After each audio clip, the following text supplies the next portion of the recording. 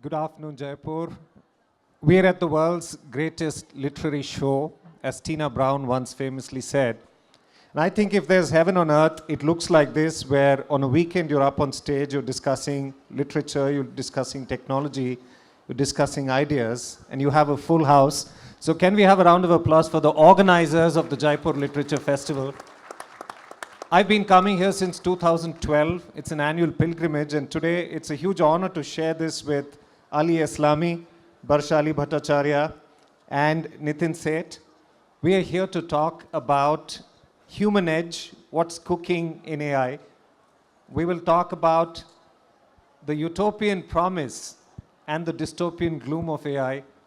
We will talk about the impact that AI is likely to have on human connections. But before we do that, what I'd love to do is to get Ali, you to talk about what exactly is artificial intelligence as we know it today, because I find the term to be rather nebulous. I think of artificial intelligence today as this wrapper, hold-all term for a whole range and a host of ideas and technologies. What does it mean when somebody says AI today? Hi. Yeah, it's great to be here. Good afternoon, everybody. It's my first time at the festival, so I'm really looking forward to this conversation. Okay, so what is AI? I would define it in at least 3 different ways. I think people mean different things when they talk about AI. The first is just a question, which is the question of what is it that makes our brains special, and how can we possibly recreate that in machines or in computers? So the first is a question. The second is the scientific field of study trying to answer that question. So that means, thousands or millions of scientists, thinkers, writers coming up with different solutions to that question and sharing it with each other. So the academic community of artificial intelligence, we also call AI. And then the third is the product area, right? So all the products that we're now using in our day-to-day lives, ChatGPT, Gemini, Claude, and so on, but also scientific AI models, self-driving cars, robotics, all of that, I would say, are the ways in which that scientific field of study has entered into the real world. And one of the interesting characteristics of the AI debate is that people sometimes get confused what different people are talking about. So that's how I would define it. Love that we have AI under a minute with Ali. Now, one of my favorite quotes about technology comes not from a technologist, as you would imagine it, but from a biologist and a naturalist, Edward O. Wilson, who said that the real problem of humanity is the following. We have Paleolithic emotions, medieval institutions, and godlike technology.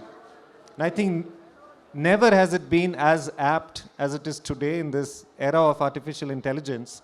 And it seems like a particularly fraught and combustible tinderbox to me, to have emotions that are Paleolithic, institutions that are medieval, and technology is racing at the speed of light and becoming even more and more godlike. How do the 3 of you react to the words of Edward Wilson? Maybe I can start, Sameer. So I think this is very well put, and I think this is the reality, and I've been seeing it, and I've been talking about it, that if I were to put it on a scale of 1 to 10, I would rate technology readiness as maybe 8 on 10. I would put the business or business model readiness at maybe 5 on 10. I would put like the organizational readiness at maybe 2 or 2.5 on 10. And I'll put the human readiness on like 1 on 10. So it's kind of like a funnel. So there is a reality that technology, and it's not just AI. AI is the latest, and perhaps it's like a very converging technology where many trends have come together.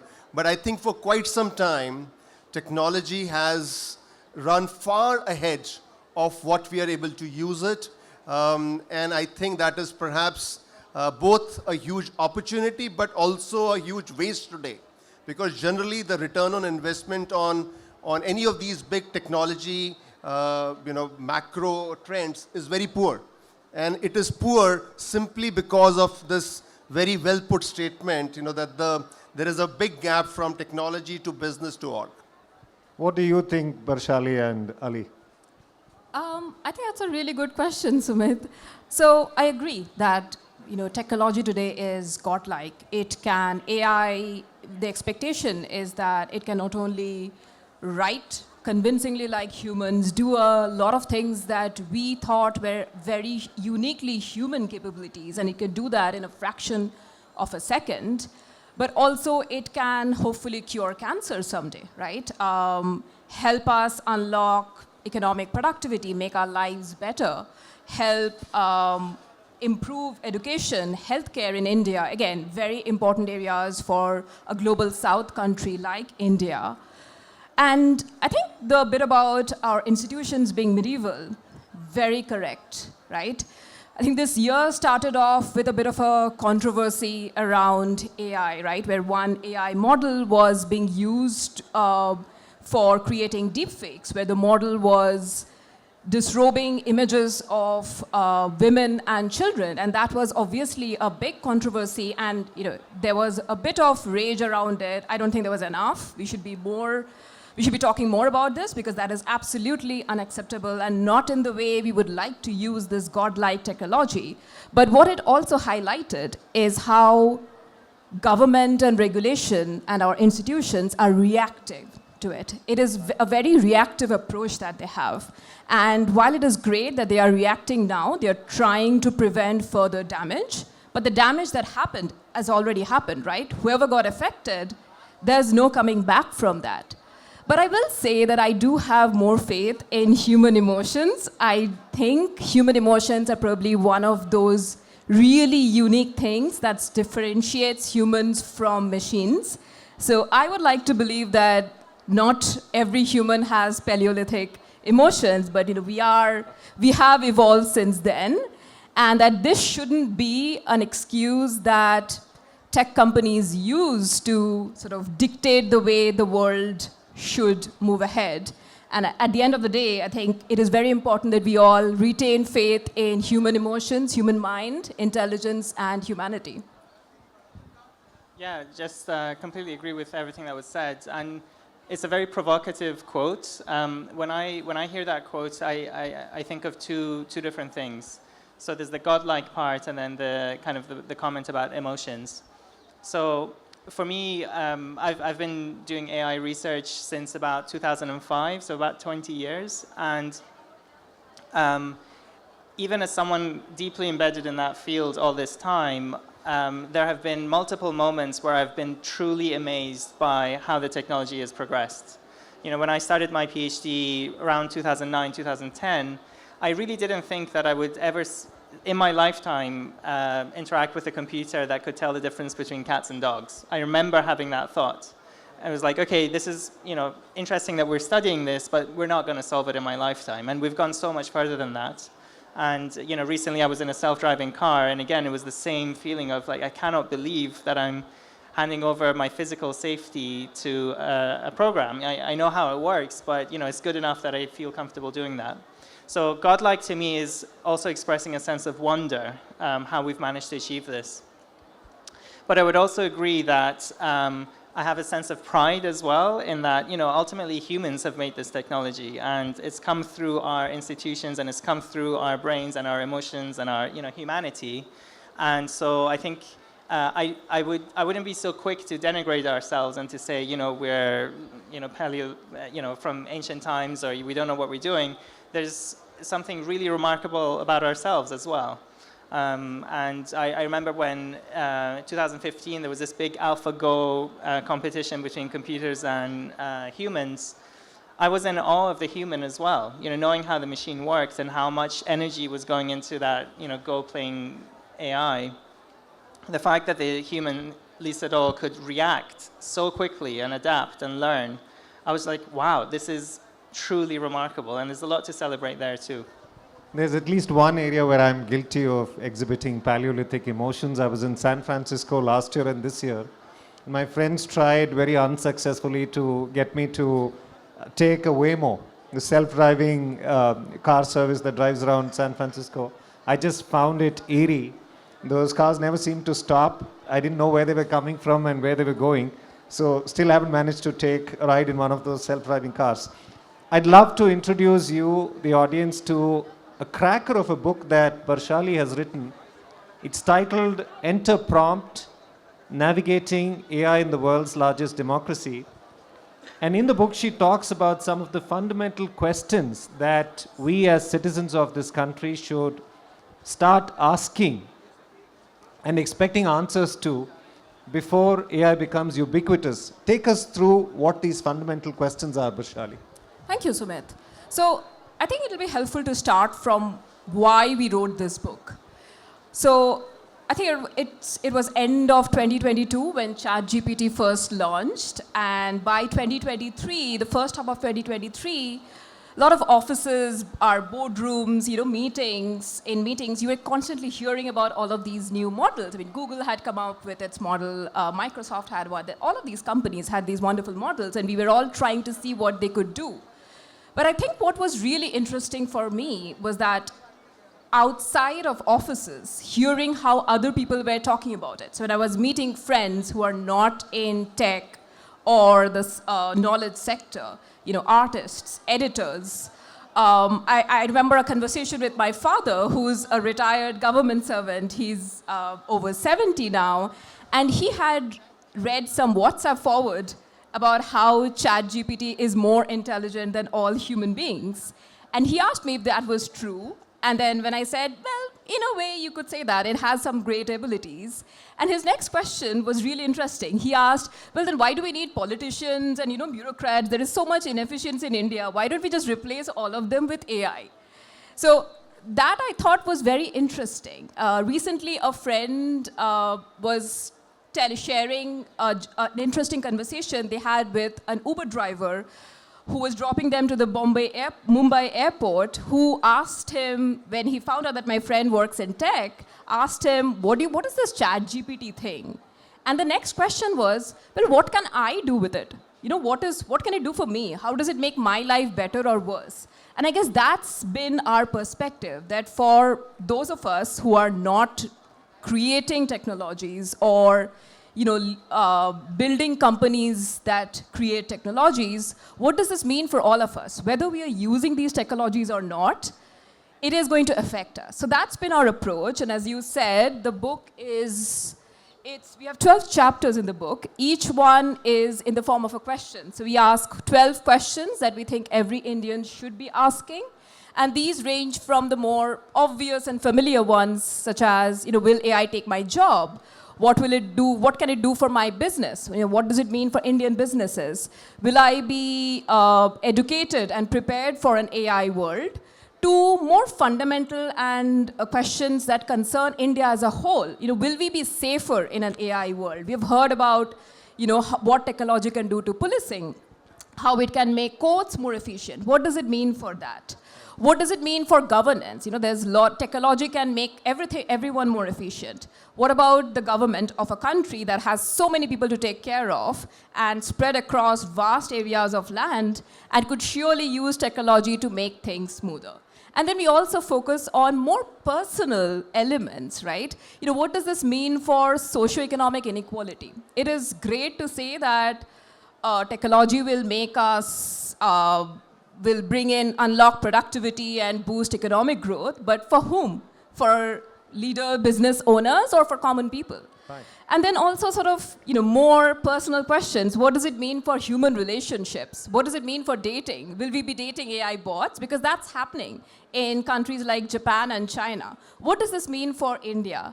And then one final question, which I love, and I don't know, are there any Shah Rukh Khan fans in the audience? Yes, amazing. We are a big tribe, love that. So one of the questions that is in the cover of our book is, will AI help SRK live forever?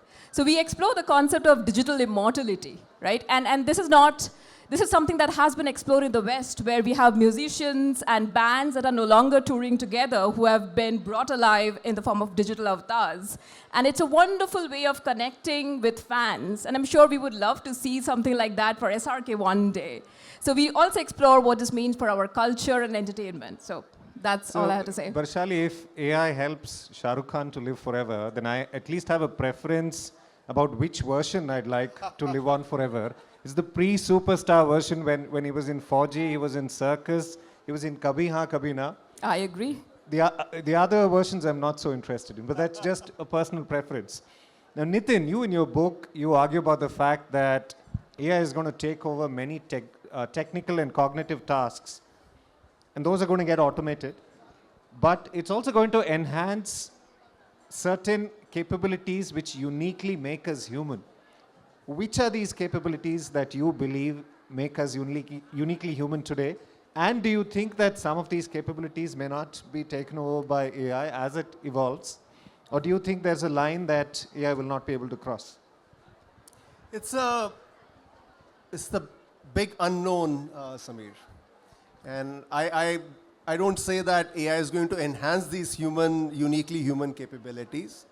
What I say is that it will force us to use them more. Okay? So my basic point is that AI is becoming more human than humans. You asked Ali the question about what is AI, and if I may add my 2 bits to that, there are 2 things which really I think are super powerful. That AI is continuously learning, and AI, or at least the Gen AI version of it, is bringing the data of the world to bear. Yeah. So these are great forces, and which is why AI is becoming more human than humans. It is also paradoxically, as we use more technology, humans are becoming narrower. Humans are becoming more like machines. And that's a very fundamental, philosophical kind of question out there. And given I'm an engineer, I have to see like data. And when I looked at the data, the numbers were super stark, okay? That over the next 15 years, 35 to 50% of all human jobs will go, not impacted. It's like 90 to 98% of all current jobs will get impacted.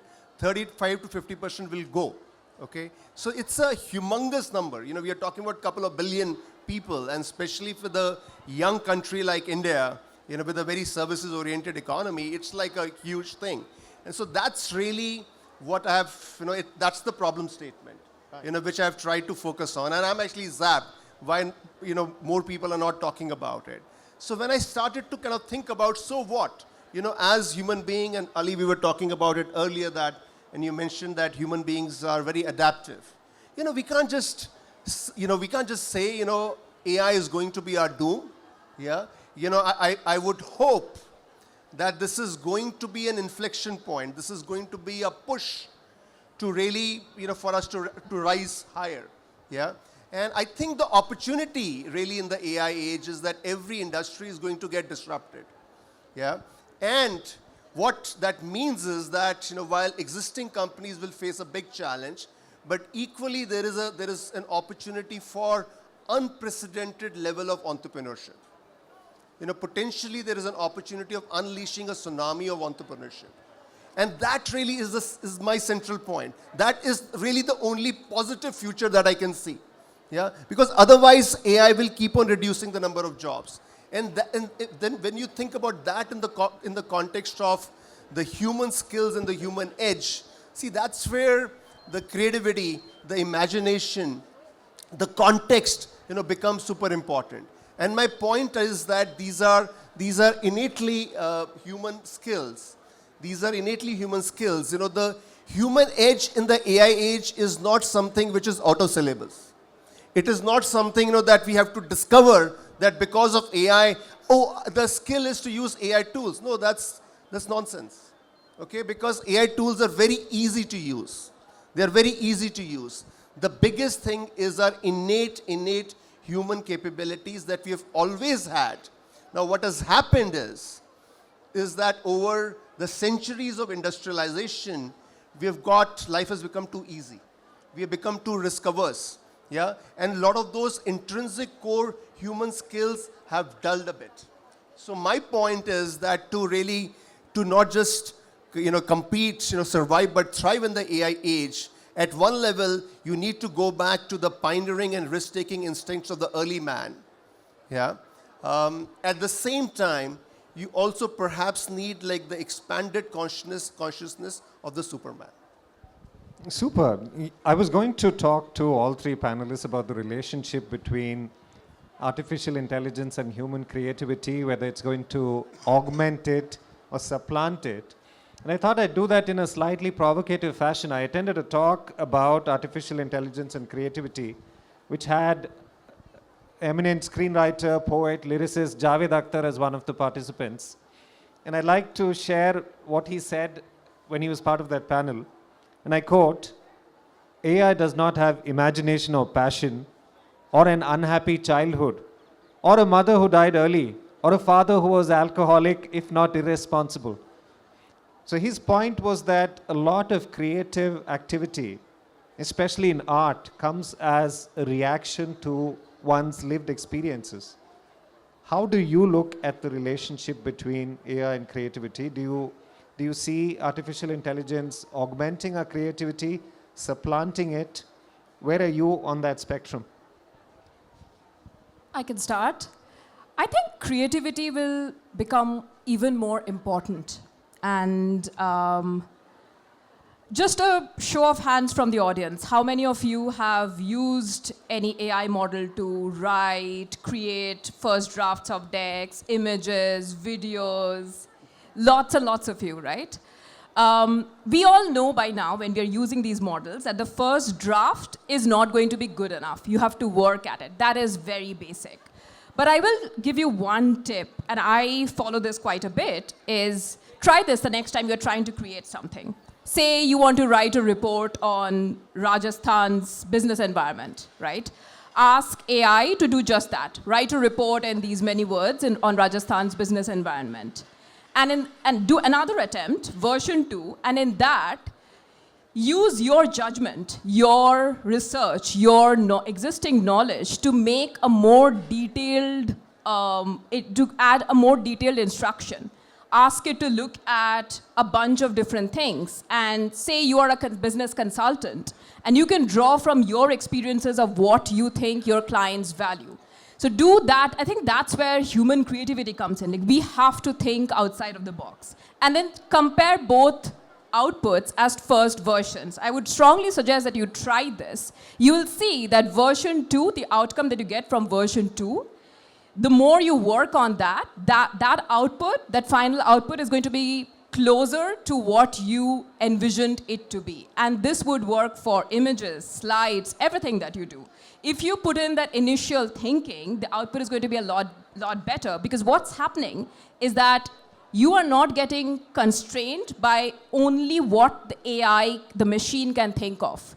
You are using your past experiences, your imagination, your out-of-the-box thinking to expand the area, the horizon. And that is where I think humans will be adding value, where a lot of these models, and I think this goes into Ali's field of expertise, I think a lot of these models the output tends to be very close to the median. So you're going to get it's very easy to get an average output out of these. You may not know anything about a topic, and you could get an average output out of it. But what becomes important is standing out, standing apart, making sure your work is above average. And that is where human thinking, human creativity is going to be playing an important role. Fabulous. Ali, would you like to add to that? Yeah, creativity is a really interesting topic, and in the scientific field of AI, we've studied it a lot and thought about it a lot. And you made a really great point about co-creation and humans and machines working together to do creative tasks. An interesting way of looking at the question of can computers be creative or can machines be creative is thinking about it through the lens of authorship. So for instance, do we think today we've seen any AI art that you couldn't legitimately ascribe to a human author? And people who have studied this today tend to say that all AI art was actually still created by a human author who was prompting it, who was creating with it, and kind of steering it to give it an output that is palatable to us. And then another factor which is quite important in creativity is who's consuming this object of creation. And today we still generally create things for human consumption. So there's a social act happening when we create. And that social act is definitely still extremely human. And so we have a very important role to play because we know what other humans like and what society is up to today, right? Not 6 months ago. I'd like to make an analogy also with the history of photography as an example. So cameras were invented, I don't know, maybe 150, 200 years ago. And the invention of the camera and its role on the creative arts is actually interesting to study. First, it was invented as a scientific device, and it took around 80 years before there was the first creative photography exhibition. So before artists embraced this scientific tool as a medium for creativity, it took more than an average lifetime. And it was also the belief that, the camera, because it can generate photoreal images so easily, it would destroy the art of painting. Because, why would we paint anymore when we've got cameras? In fact, what some people kind of retroactively cite as the history is that what happened was artists realized that there's new forms of art to be explored. Expressionism, abstract art, emotional art, they became much more valuable to us as humans because we recognize that there are devices that can capture reality quite easily. And it's also interesting to study, the kinds of photography we were doing in the early days, which was mimicking painting, and the kinds of photography we're doing now, which is its own medium. We take selfies, we take social photographs, to communicate with our friends, and the vast majority of photographs taken today are posted on social media platforms to kind of get human social credit, right? Which is interesting to consider. And then quickly, I wanted to connect to the previous question as well, which is we've seen technological advancements throughout our history multiple times, many times. As we were discussing earlier, we've had the invention of fire, the invention of the wheel, electricity, the Industrial Revolution, and so on, and the camera and AI. And throughout this, as we were discussing, humans, we've displayed remarkable adaptability. Every time we have figured out how to not just survive, but to thrive after the invention of that particular technology. And to me, that gives me confidence that we'll be able to do that again. It can be difficult to predict what that will look like, but that's the whole point of adaptation. And it itself is a form of creativity, so social creativity. And the final point is many of these inventions and discoveries are technological in nature, but I would say that a smaller number of them are not just technological, but they also challenge our notion of identity, of who we are. And the examples I like to give are, for instance, when we discovered that Earth isn't the center of the solar system and that, in fact, the planet revolves around the sun. That was a huge identity shock for humanity. We had to spend several decades, centuries figuring out how we respond to that. Another example is, realizing that evolution is a thing and that we are related to animals. We're not entirely independent. Again, that created crisis of identity that we're going through, or we have gone through. And I feel like AI is not only a technological revolution, but it challenges our identity again. Because it says, well, if we inhabit this universe with other intelligent systems that are not biological, that are not human, what do we do with that? Who is the creator, right? And what is creativity in that context? Who are we? What are our roles? And it's a deep challenge, but through this, I think we're going to find new landscapes that are going to be really interesting to navigate. That's brilliant. Ali, you have a unique take on AI. You look at AI as a form of empirical philosophy, and you look at neural networks as the modern day equivalent of a philosopher's thought experiment. right? And I want to share with the audience a quote that I love from Ali. And he says, I bet that if Plato, Piro, Descartes, or Wittgenstein were around now, they'd be tinkering with neural networks. And as I was reading this quote, the image of these philosophers sitting around a table with you, playing around with neural networks was a particularly delicious one. Tell the audience a little bit what excites you about this possibility. Yeah, of course. I mean, I wouldn't ever put myself on the same level as those people, but the point I was trying to make in that sentence is that, you know, certainly for many scientists who entered this field, you know, 20, 30 years ago, it really was a scientific question. I certainly never imagined that I would have a career in AI, let alone have people, you know, listening to conversations about AI. It was a very, very niche topic. And the question was, you know, what is it about our brains that makes us special? You know, the fact that we have language, we have art, culture, music, dance, the fact that we have technology at all is because of this organ in our bodies, our brain. And this organ somehow is doing something different to the brains of other animals. So what is that difference? Trying to get to the bottom of that question is what got me into the field. But it's also, if you actually read the works of the people you mentioned, Plato, Wittgenstein, Descartes, and others, you know, we've been thinking about that question for thousands of years, very, very deeply. Those philosophers, brilliant as they were, they didn't have any mechanism to interrogate the universe about that question. They could think, they could do thought experiments, they could debate with each other, they could write books, and they were remarkable at that. But I feel super lucky that, you know, for basically the first time in human history, we can actually interrogate it with quantifiable experiments. We can try things out, see if it works well. If it works, great. If it doesn't, we go back to the drawing board. And that's what we've been doing in the past 10, 20 years. And that's why I find it so exciting. Terrific. Nitin, one of the biggest conundrums of this age is we are living in interesting times. It's a period of flux. People are wondering how they should prepare for the coming next steps in artificial intelligence.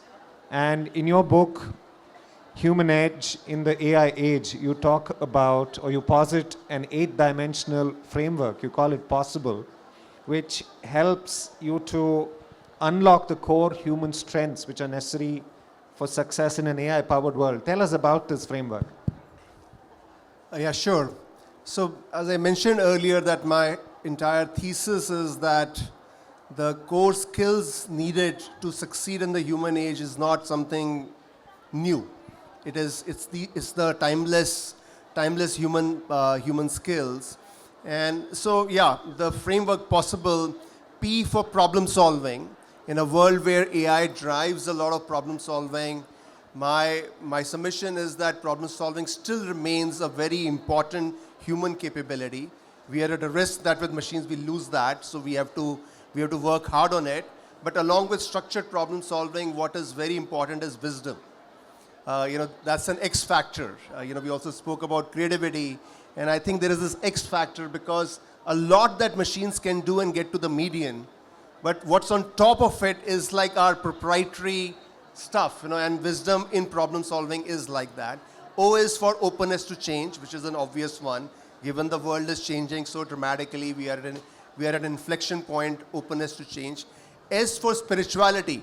And this is one of my favorite ones, that, you know, at essence, you know, we are spiritual beings.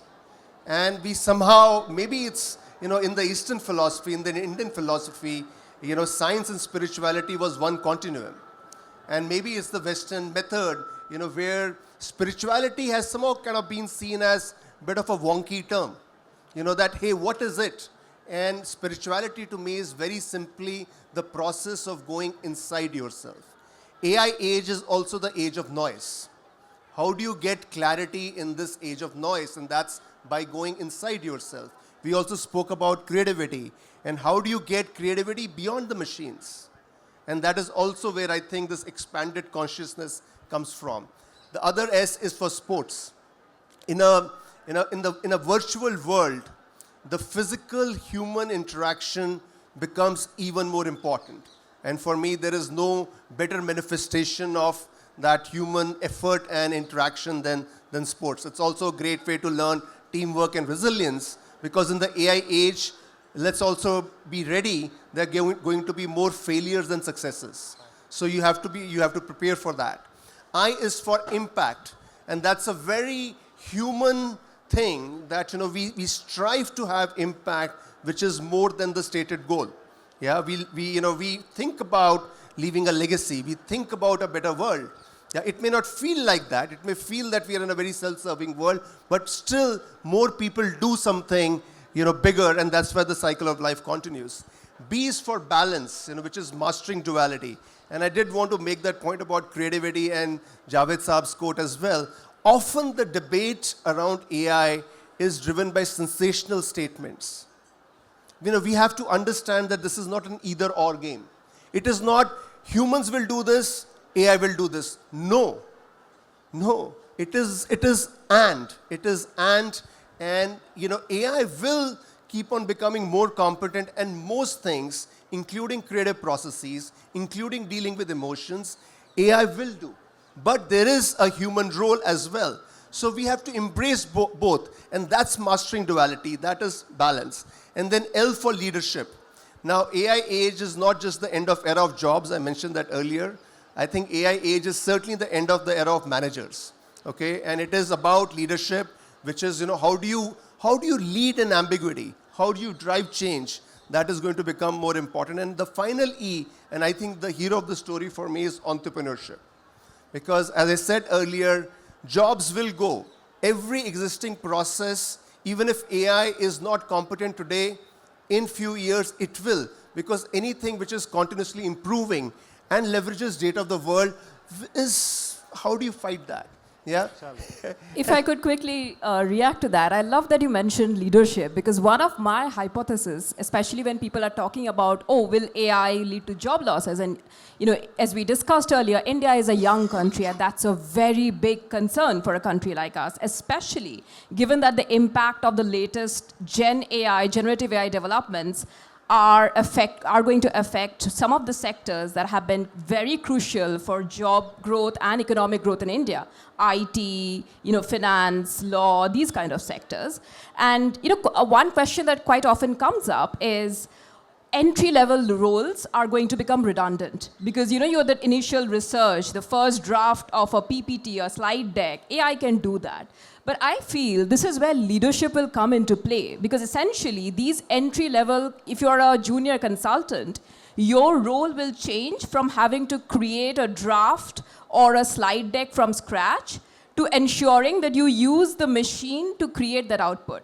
So essentially, every entry-level role will become similar to that of a middle manager.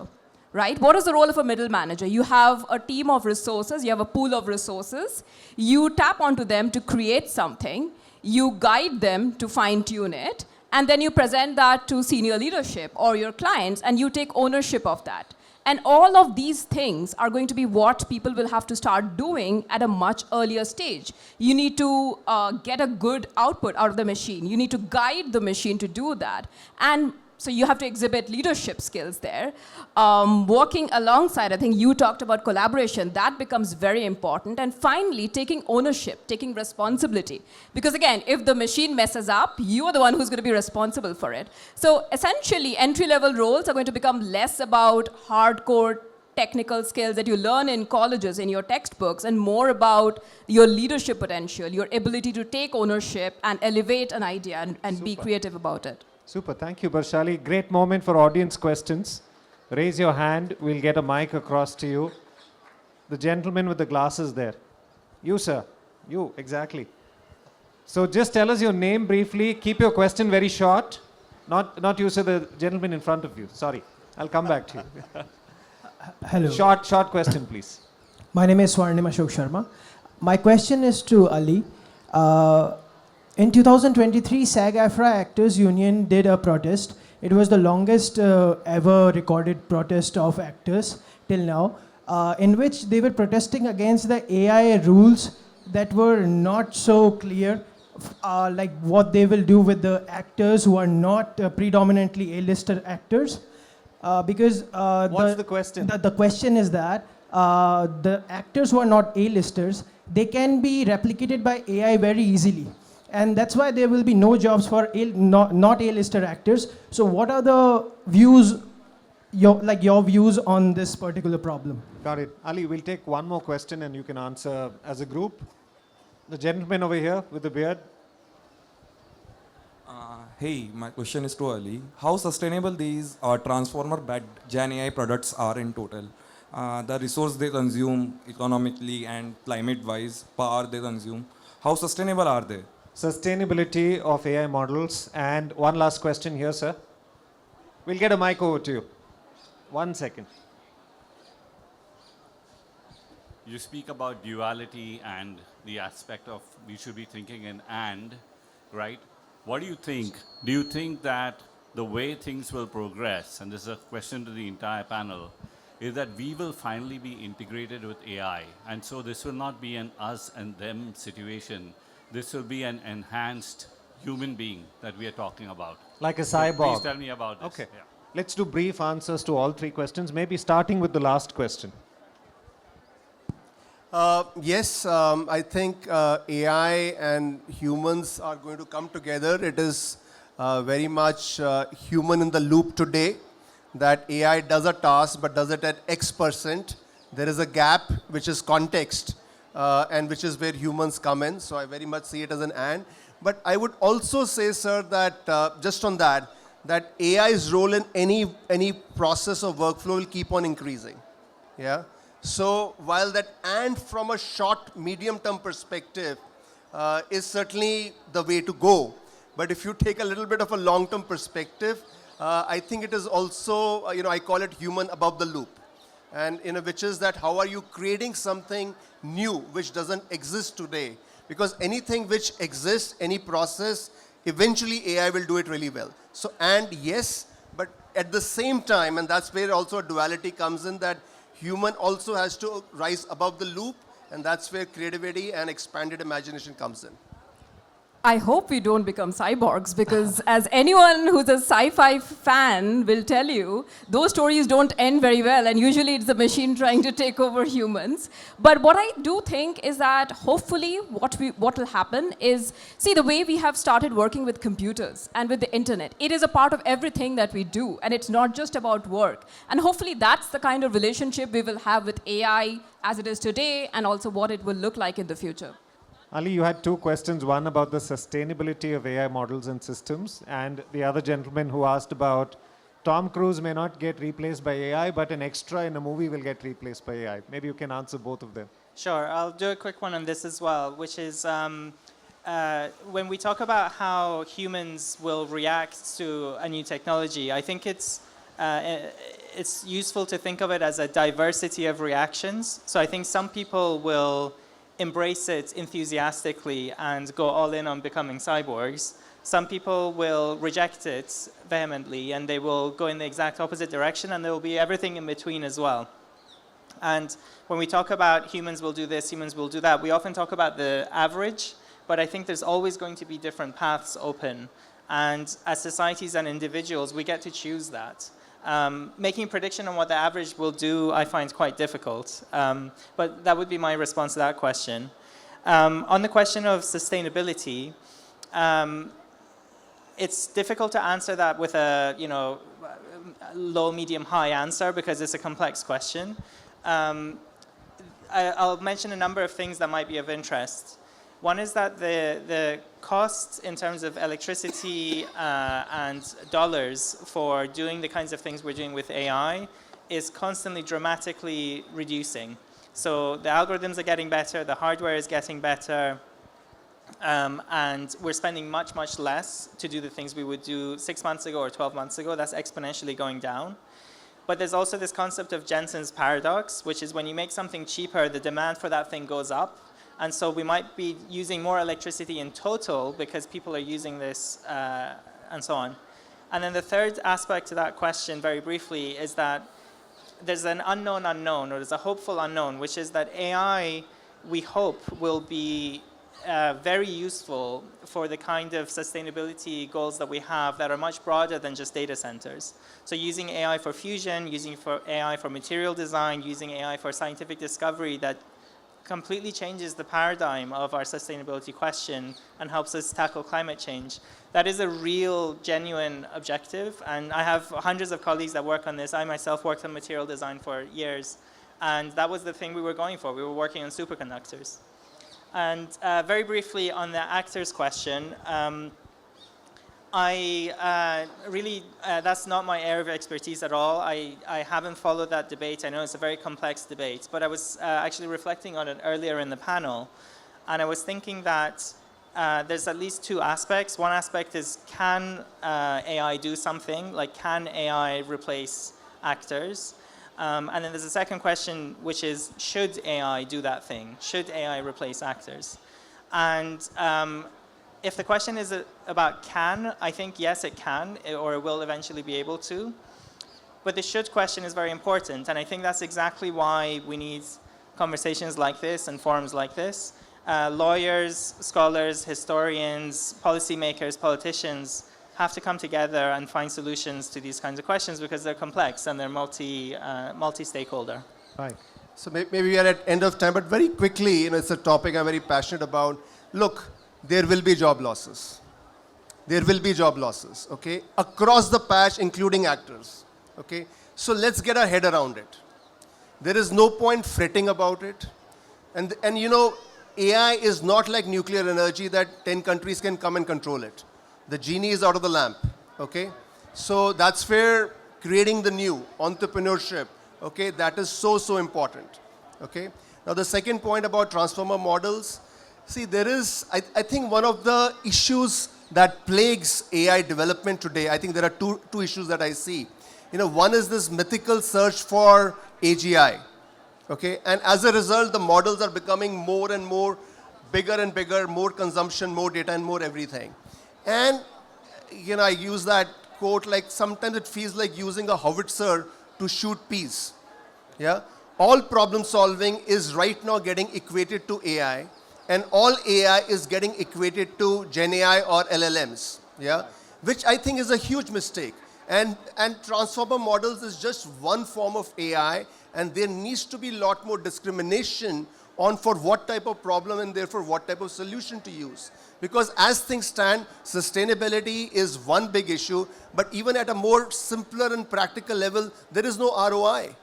There is no ROI, and unless and until you have a better matching of problem and solution, I think this ROI problem will not get solved. Right. Nitin, I'd just like, with 10 seconds on the clock, each of you to give this audience one reading recommendation at the world's greatest literature festival. Just the name of a book and the author will do. Barsali, we'll start with you. Sure. AI Snake Oil. I love that book. It's the authors are Arvind Subramanian and Suyash Kapoor. AI Snake Oil, your recommendation number one. Ali, over to you. I would go old school. It's called AI, A Modern Approach. It sounds modern, but it's from about 20 years ago. And I think as a historical document, it's amazing. And it shows everyone how simple the concepts are. Terrific. Nitin. Coming Wave by Mustafa Suleiman. My favorite book and a huge +1. On that note, thank you, ladies and gentlemen. You've been a fabulous audience.